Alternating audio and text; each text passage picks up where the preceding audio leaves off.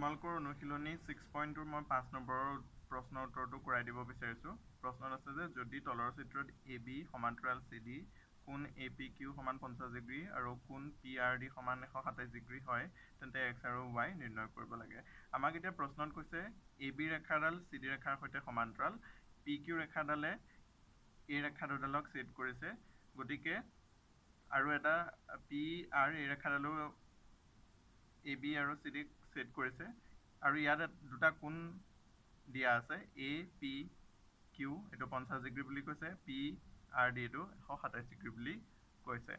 এতিয়া আমি X আৰু Y নিৰ্ণয় কৰিব লাগে। এতিয়া আমি এটা কথা জানো, AB আৰু CD যিহেতুকে ৰেখা দুডাল সমান্তৰাল আৰু PQ যিহেতুকে ইয়াতে তোমাৰ ছেদক, গতিকে APQ আৰু PQR এই দুটা কোণ সমান হ'ব আৰু ইহঁত দুটা একান্তৰ কোণ, যিটো মই ইয়াত লিখিছোঁ। গতিকে X ৰ মান 50 ডিগ্ৰী হ'ব, যিহেতুকে এই কোণটো আৰু এই কোণটো সমান, অৰ্থাৎ একান্তৰ কোণ। ঠিক তেনেকে যিহেতুকে এই ৰেখা দুডাল সমান্তৰাল আৰু PR এডাল ছেদক, গতিকে ইয়াতো APR এই গোটেই ডাঙৰ কোণটো আৰু PRD এই কোণটো সমান হ'ব।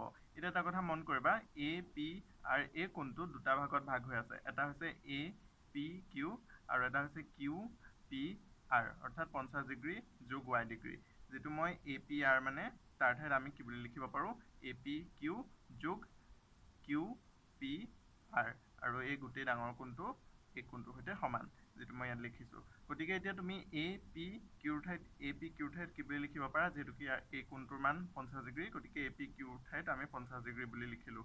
গতিকে এতিয়া আমি যদি ইফালে চাওঁ, Y ৰ মানটো 127ৰ পৰা 50 বিয়োগ কৰিলে 77 ডিগ্ৰী পাম।